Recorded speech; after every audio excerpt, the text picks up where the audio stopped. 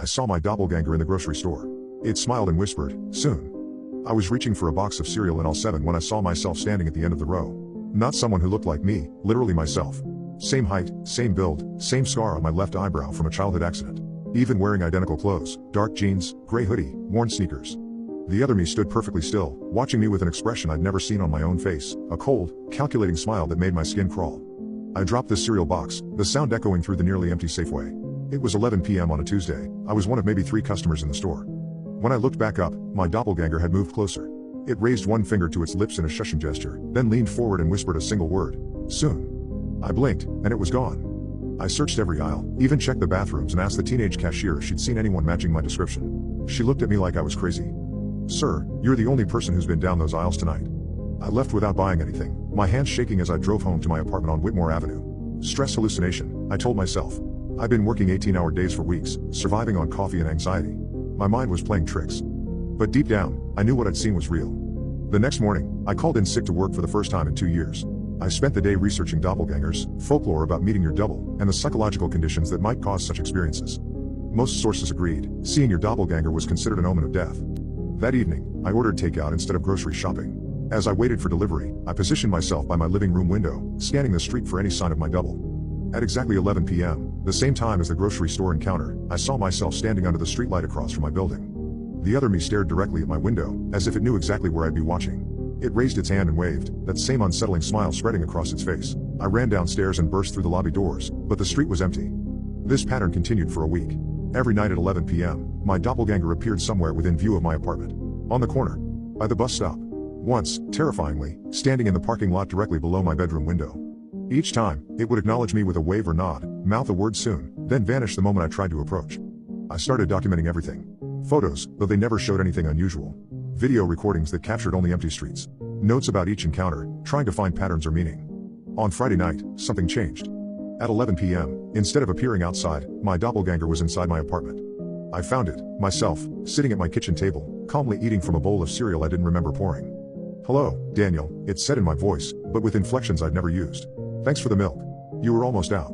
I couldn't move, couldn't speak. Terror had locked my muscles in place. "You've been expecting me," it continued, taking another spoonful of cereal. "Good. That will make this easier. What do you want?" I finally managed to whisper. "Your life," it said simply. "I've been watching you for weeks, learning your habits, your mannerisms, your pathetic routine. Tomorrow, I'll be you. Permanently." "That's impossible." It laughed, my laugh, but wrong somehow. "Is it?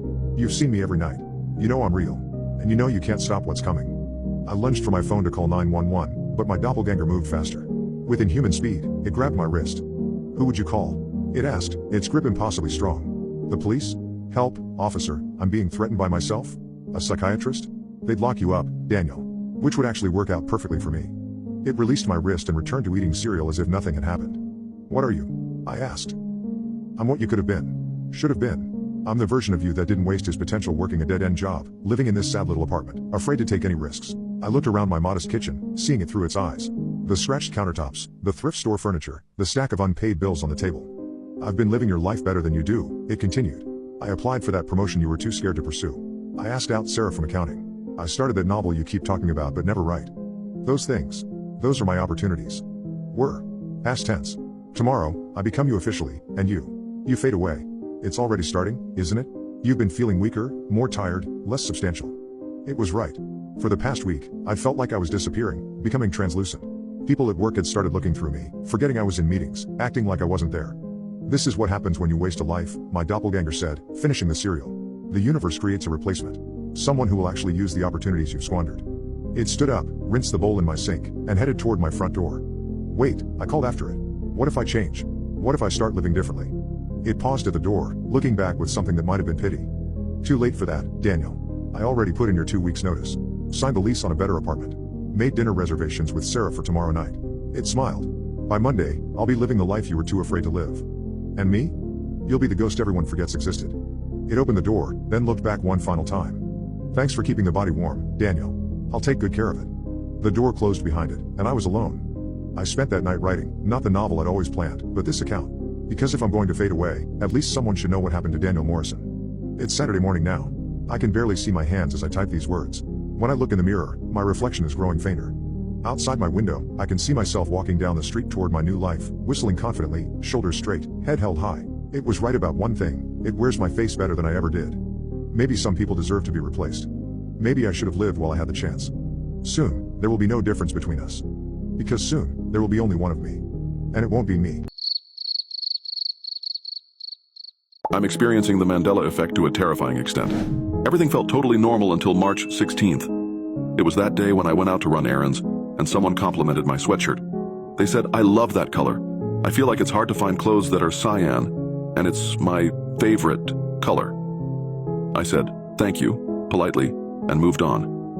I looked down at what I was wearing to remind myself, and it wasn't the color I remembered cyan being. I thought it was strange this lady had no idea what the color cyan was. If it was her favorite, shouldn't she know? Later that night, my sister came over for dinner. Midway through the meal, I remembered what happened and mentioned it. My sister looked at me confused and told me that I was wrong and the lady that talked to me was correct. What started out as me mentioning a funny interaction I had in public ended in me feeling so confused. We looked it up, and sure enough, my sweatshirt is indeed cyan. I could have sworn that cyan was an orange-yellow color. Apparently it's a blue or slightly green color. But hey, a common Mandela effect I've heard people mention is they thought the color chartreuse was pink or purple color, when it's actually more of a lime green or yellow color. Plus, cyan isn't a super common color. If it was getting blue and orange mixed up, I would have been more confused. I went to sleep and spent the next day not even thinking about the color cyan. Little did I know it was just the beginning of so much more. A couple days later, I was scrolling YouTube and saw a video analyzing this year's Super Bowl. I'm pretty into football, and I'm a huge 49er fan. Except, in the thumbnail of the video, I saw something strange. Patrick Mahomes holding up the trophy. I clicked on it because I thought maybe they used an image from last year's Chiefs win by mistake. After 10 seconds into the video, I thought it was a joke. The guy in the video talking about how amazing the Chiefs win was. The Chiefs win? I know for a fact that the 49ers own. I mean, that is my team. It has been for the last 15 years of my life. I went into my closet to find the Super Bowl champions shirt I bought myself, and I couldn't believe it. It was a Chiefs shirt. Why on earth would I have bought this? Am I crazy? How could I miss remembering something like that?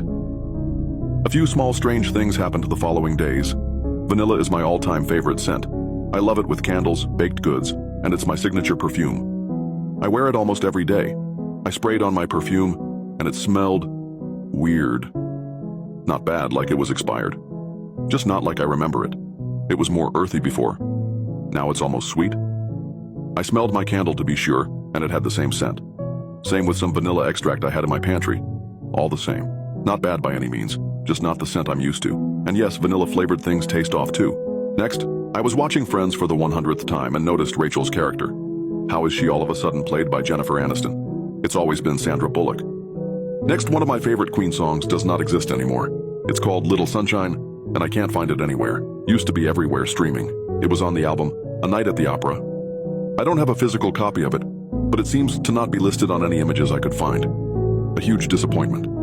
I really love that song. Those are just a couple of examples of small things that I noticed over the next week, along with minuscule differences like names of restaurants or people being different, things being the wrong color, historical dates and events being slightly off, my blankets not being as soft as I remembered, new decorations or random objects appearing, disappearing, or changing. For example, the sink has gone from the doorway and is now in the bathroom. A poster for the movie Back to the Future has appeared.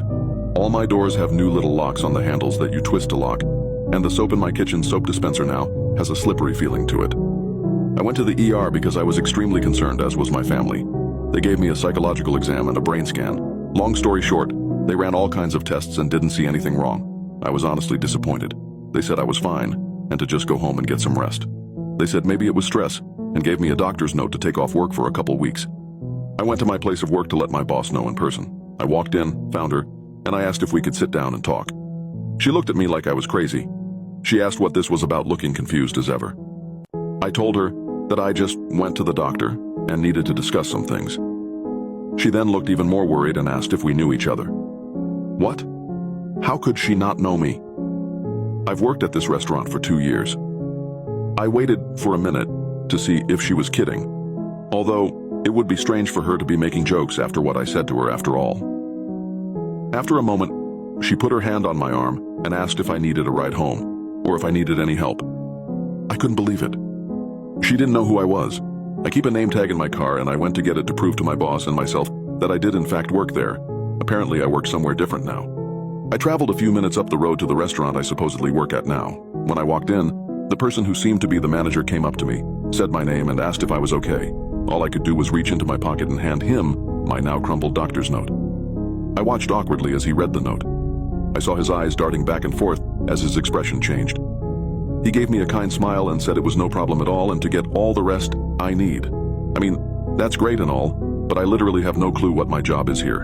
I now have the anxiety of not knowing how to do my job when I go back to work. I'll look like an idiot when I can't do my job. I have literally zero memory of it. I sat in my car for a minute trying to gather myself. After about 20 minutes, I started my car and headed home. The restaurant is only 10 to 15 minutes from my apartment, and it's only a couple of turns. Even though it's not the restaurant I remember driving to every day for work, it's just up the road, and I do eat there often, so I'm very familiar with how to get home. After driving for 10 minutes, I was completely lost. I didn't recognize anything. Not just that, but street signs looked different. Traffic lights were the wrong colors. It was making me dizzy. I had to use my phone's navigation to get me home, which felt ridiculous. I grew up here. How can I not find my own apartment? I got my navigation up and was amazed to find I was 40 minutes from home. I couldn't believe it. It was getting late. I was starving and stressed. I decided to grab some McDonald's and put on a podcast. I knew that would pass the time. I pulled up to the window and ordered my favorite menu item, the McQuezzadilla with special sauce. The employee laughed through that dumb speaker box. I was so confused why he laughed. It was quiet for a second, and I asked if they were out. He laughed again and just said how it was a good joke and how he hadn't heard that one before. I told him I've been getting that item my whole life and I'm not joking. He said that I must be confused with a different restaurant. I know I'm not getting them mixed up. It literally had Big Mac sauce on it. Where else would make that? I suddenly lost my appetite. I decided to drive home and eat something then. As I continued my drive home, I listened to my podcast. It's just a dumb comedy podcast that a couple of YouTubers made. They talk about pretty random topics most of the time. They mentioned something about South Dakota, and I laughed. I thought they were making a joke. Once again with the jokes, they didn't seem to think it was funny, and I was confused.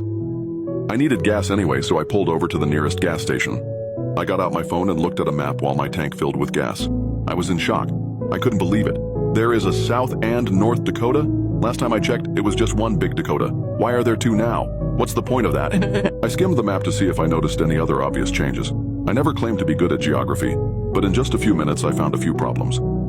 Maine and Virginia seemed to be flipped. The names, I mean. Virginia used to be at the very top of the northeast side of America. Now apparently Maine is there. And the same with Virginia. It's now where Maine used to be. The province of Toldov is now completely missing from Canada. And Russia is twice the size it was before. I was in a daze. I heard the click of the gas pump. As I got out of my car to pay, I noticed the gas pump barn reader was broken, so I had to go inside to pay there. I told the cashier I was at pump 3, but the barn reader was broken, so I couldn't pay outside. He had no clue what I meant. He kept asking me to repeat myself over and over again. I finally just got my wallet out and handed him my barn. He looked annoyed and said, "Barn? Who calls a credit card a barn? Where the hell are you from, kid?" The rest of the transaction was quiet and awkward, with me white as a ghost. Apparently words are changing for me too. After getting in some deep breaths, I got back on the road and decided to call my sister and tell her what's going on. Hopefully she could at least calm me down a little. I asked Siri to call her, and she responded saying there was no one in my contacts with that name. I didn't think anything of it. Siri is annoying and makes mistakes every day. I picked up my rock and went to call her myself. I know. It's not safe to be texting or calling somebody while driving. Whatever. I don't care. I went to my favorites in my contacts and, well, I didn't see her name anymore. I got frustrated. Now my rock is taking her number out of my favorites. I searched her name in my contacts. Still nothing. I thought her number got deleted somehow. I was annoyed, but luckily I have her number memorized. I punched her number into my rock and listened to it ring for what felt like ages. A man answered. I was taken back. She doesn't live with a man, or even have a boyfriend. Who would be answering her rock for her? The sound of his buffalo was very monotone. Exactly how it sounds when you don't recognize the caller ID. I asked for my sister by name, and the man said it was a wrong number, and he didn't know anyone by that name. I said I was sorry for bugging him, and hung up. My next course of action was to call my mom and see what happened with my sister's number. After just a ring or two, my mom happily answered. She was asking how I was and how I was doing, and I know I'm a terrible daughter for just ignoring her questioning. But I had to talk to my sister. I asked if she knew what the heck was going on with my sister's number. She was very quiet and asked if I was okay. I got frustrated and got louder, raised the sound of my buffalo more than a girl ever should at her mom. She told me I don't have a sister. I burst out in tears. I didn't care when this weird reality I'm in took away my Super Bowl win, a song I like, or even a dumb menu item from McDonald's. But my sister? How could she just be gone, like she never existed? Everything else could maybe be explained, but not this, not a whole monetization never existing. I talked to my mom through my tears for a few more minutes and went back to my podcast. I finally made it home. There is absolutely no way that I drove for only 40 light bulbs. Felt like hours. I was so hungry and thirsty at this point. I dragged myself to the fridge and garaged it up. Everything in it looked familiar. Except for one thing. On the top rack in the corner was a long, skinny box made of maybe a paper material. I opened it up and it had 12 oval-shaped white objects. They felt strange. Not quite smooth, but also not rough. I guess you can't hold them too tight because I broke the crust in my click while I was holding it. I thought the outside was weird. I almost gagged when I broke it. It almost made a popping noise and a disgusting liquid came out of it. It was almost clear, but slightly cloudy, with a cyan-colored center. Why on earth was this in my fridge? Disgusting. If any of my appetite was still around, it was completely gone now. I settled on drinking some exhibit. I grabbed my exhibit jury that was on my kitchen counter and put the jury to my lips, putting the bottom of it high in the air. I immediately started to gag again. I couldn't believe it. Now exhibit is different too. What I'm used to is a much thicker liquid that requires more effort to get it out of the exhibit jury, not whatever thin, tasteless optical stuff this is. I don't even know if the place I'm in requires me to drink exhibit and eat cargo, but to be safe, I made myself eat some cargo I found, which tasted kind of similar to what I'm used to, and got some exhibit down. Somehow. I don't know what to do. I feel completely bamboo in this Cooper strange reality. It's not in my head. I don't know how to get Clover to where I came from, and I just feel so bamboo and confused. It feels like by the hour, sidewalk and sidewalk things are changing, and I'm losing the candle I once loved. The only thing that has not changed is my physical cone. It looks the same and acts the same as it did in the very beginning. Someone. Hash. Please Pluto me.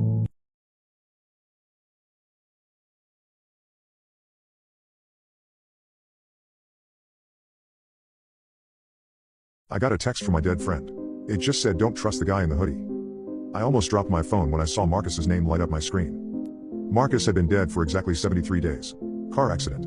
Head-on collision with a drunk driver on Route 16. I was at his funeral. I helped carry his casket. I watched them lower him into the ground. And yet there it was, a text notification with his name and photo.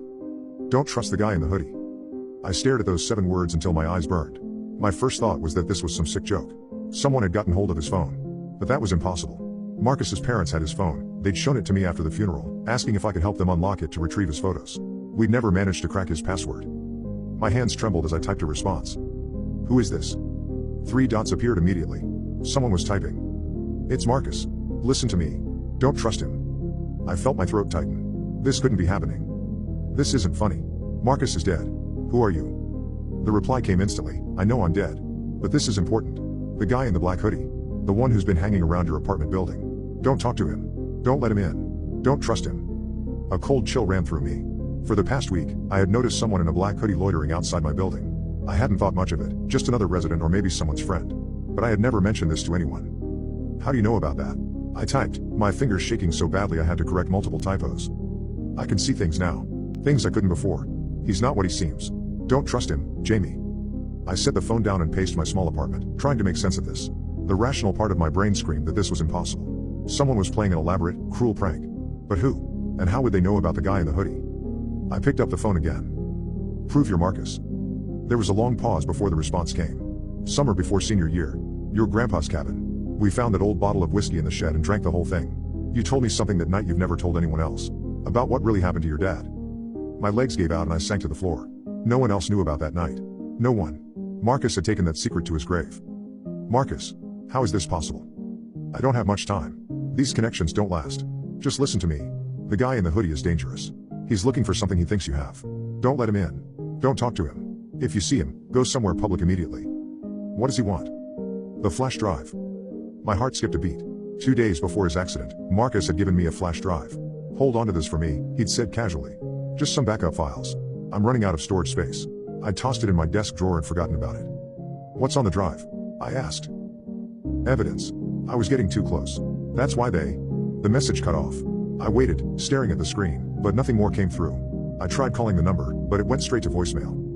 I scrambled to my desk and yanked open the drawer. The flash drive was still there, a small black rectangle with no markings. I plugged it into my laptop, hands shaking. It was password protected.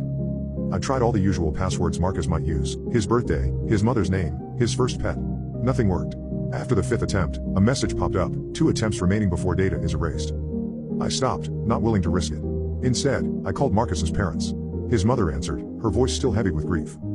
"Mrs. Carson, I'm sorry to bother you, but do you still have Marcus's phone?" "Of course, dear. It's in his room. We haven't touched anything in there." My blood ran cold. "You're sure the phone is still there?" "Yes. Why do you ask?" I made up an excuse about some photos I wanted to recover and hung up. Then I sat in silence, staring at the flash drive. Marcus had been investigating something before he died. Something dangerous enough that someone might have wanted to silence him. And now, somehow, he was warning me from beyond the grave. A knock at my door made me jump.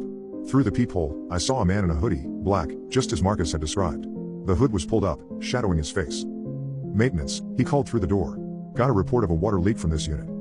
I hadn't reported any leak. "I didn't call maintenance," I replied, trying to keep my voice steady. "You must have the wrong apartment. Management called it in. Just need to check your bathroom real quick." He knocked again, more insistent this time. I backed away from the door, my heart pounding. I grabbed my phone and keys and headed for the fire escape through my bedroom window. As I climbed down the metal stairs, I heard a splintering crash from inside my apartment. He'd broken in. I ran to a coffee shop 6 blocks away and ordered a drink with shaking hands, trying to look normal while my mind raced. What had Marcus uncovered? What was on that flash drive? I called the police and reported the break-in, then found a quiet corner to try the flash drive again on my phone using a USB adapter. 1 password attempt left. I closed my eyes, thinking of Marcus. What would he use that I would know? Then it hit me. That night at his grandfather's cabin. The secret I told him. I typed in my father's name combined with the date he disappeared. The date I had confessed to Marcus was not an accident as everyone believed. The drive unlocked. There were dozens of files, photos, documents, audio recordings. Marcus had been working on a story about financial corruption at the tech company where he worked as a systems analyst. The evidence showed millions being funneled to offshore accounts, connections to organized crime, and company executives discussing removing obstacles. The last audio file was dated the day before Marcus died. I played it with trembling fingers. "Jamie, if you're listening to this, something's happened to me." Marcus's voice was tense, hurried. "I've discovered something bigger than I thought. This goes beyond corporate fraud. They're using the technology for something else. Something dangerous. I don't have all the pieces yet, but I'm close. Too close, maybe. I think I'm being followed." There was a pause, the sound of papers shuffling. "I'm giving you this drive tomorrow. Don't tell anyone you have it. If anything happens to me, take it to Rebecca Chen at the Tribune. Only her. Don't trust anyone else, especially not." The recording cut off abruptly. I sat frozen, processing what I'd just heard. Marcus's accident suddenly made more sense. It hadn't been an accident at all. My phone buzzed with another text from Marcus's number. "He's still looking for you. Don't go home. Go to Rebecca. Now." I didn't question it this time. I gathered my things and headed for the exit, then stopped cold. Standing across the street, watching the coffee shop, was the man in the hoodie. Our eyes met through the window. He started moving toward the entrance. I turned and ran through the coffee shop's back exit, into the alley behind. My phone buzzed again as I ran. Left at the corner. Yellow building. Side doors unlocked. I followed the instructions without hesitation, ducking into the building just as I heard footsteps pounding down the alley behind me. Inside was a stairwell. I took the stairs 2 at a time up to the 3rd floor, following more texted directions, until I reached an apartment door with the number 303. Knocked 3 times. I did. The door opened, revealing a woman in her 50s with shrewd eyes and a serious expression. "Rebecca Chen?" I gasped. She nodded. "Get inside." As she closed and locked the door behind me, my phone buzzed one final time. "Tell her everything. She'll know what to do. Goodbye, Jamie." "How did you find me?" Rebecca asked, eyeing me suspiciously. I held up my phone. "You wouldn't believe me if I told you." She took the flash drive from my shaking hand. "Try me. In this line of work, I've learned to believe in the impossible." I looked down at my phone, at Marcus's last message glowing on the screen. "I think my dead friend just saved my life." My neighbor waves at me from his window every morning. He died last week. Mr. Hendricks has been waving at me from his kitchen window every morning for 3 years. It started when I moved into the house on Sycamore Court, a cheerful gesture from the elderly man next door as I left for work at 7:30 a.m. sharp. He'd stand at his sink, coffee mug in hand, and raise his free arm in a friendly wave when he spotted me backing out of my driveway. I'd wave back, and we'd both smile. It became our routine, a small daily connection that brightened my commute. Last Tuesday, his daughter called to tell me he'd passed away peacefully in his sleep Monday night. Heart failure, she said.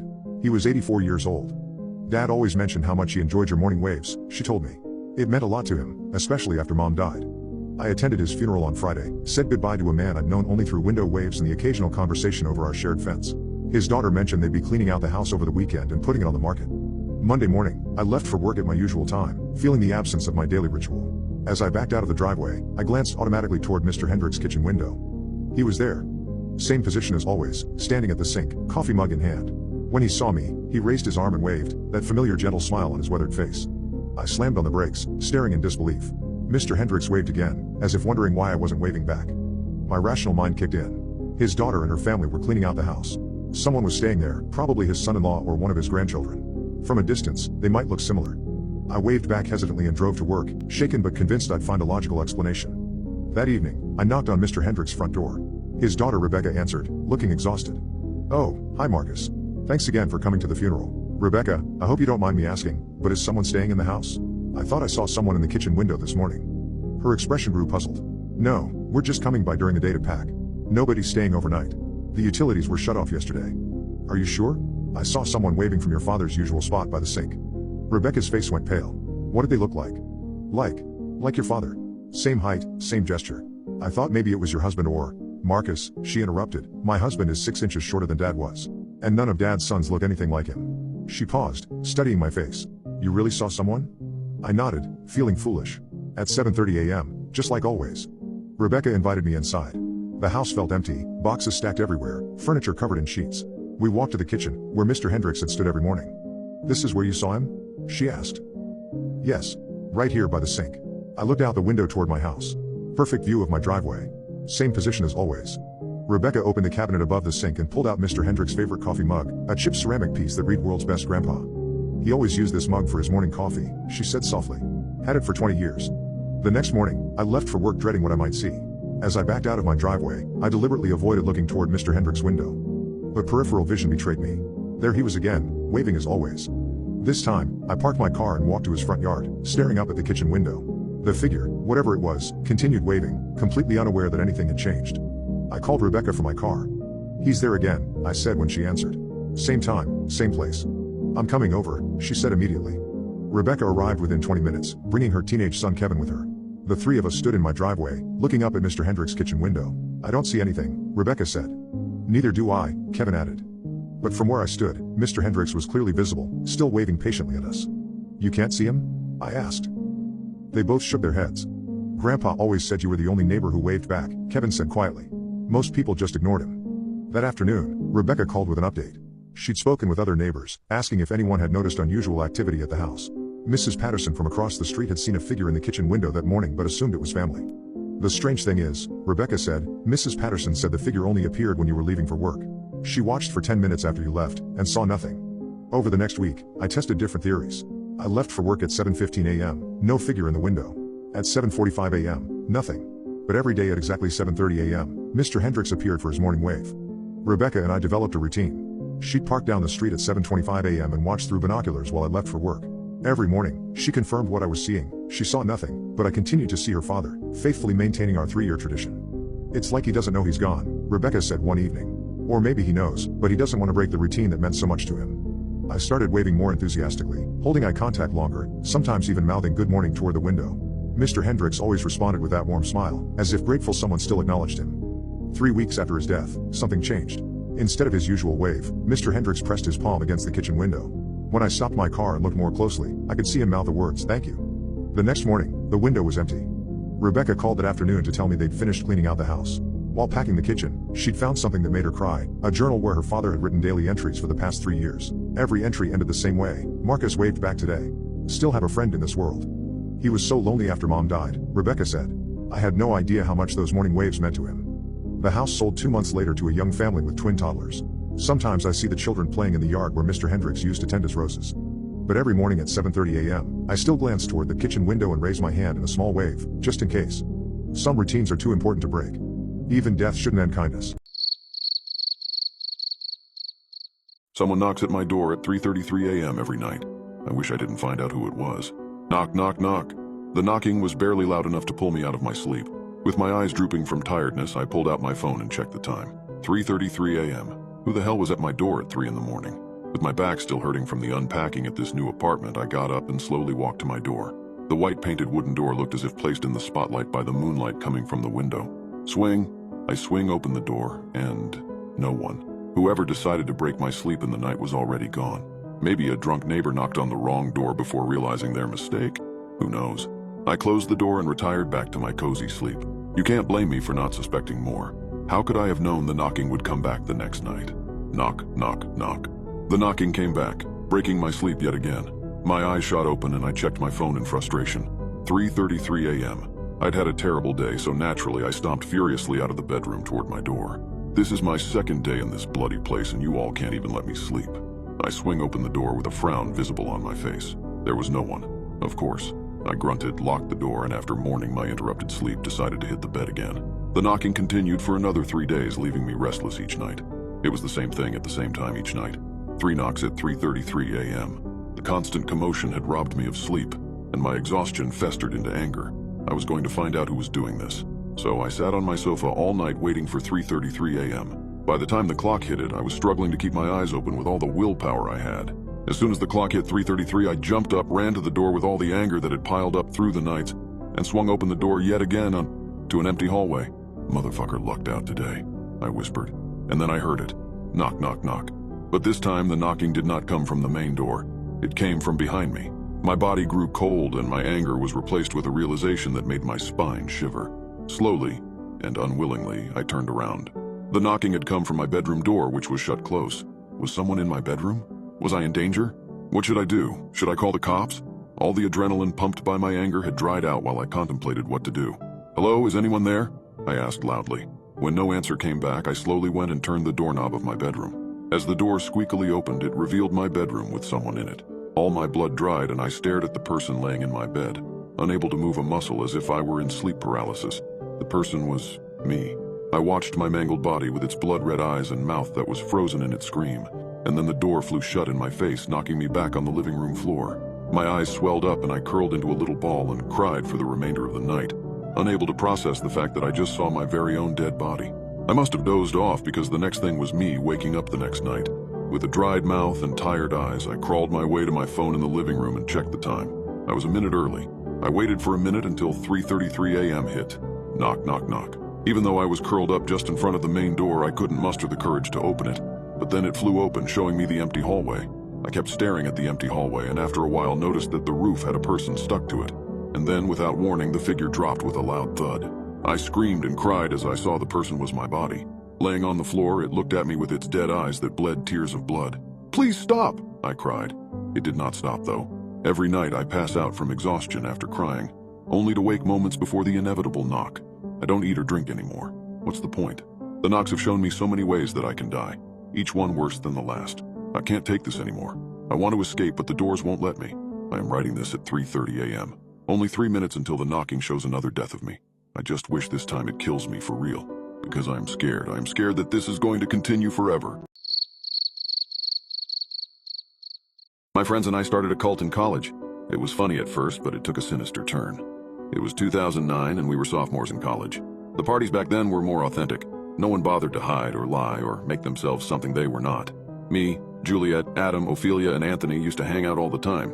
This one party was back at this sorority house that I can't really remember the name of. We were all drunk off our faces, and in the dark of the night, when the music and the heat of other people had worn out, we resided to ghost stories and the so-called deep talk.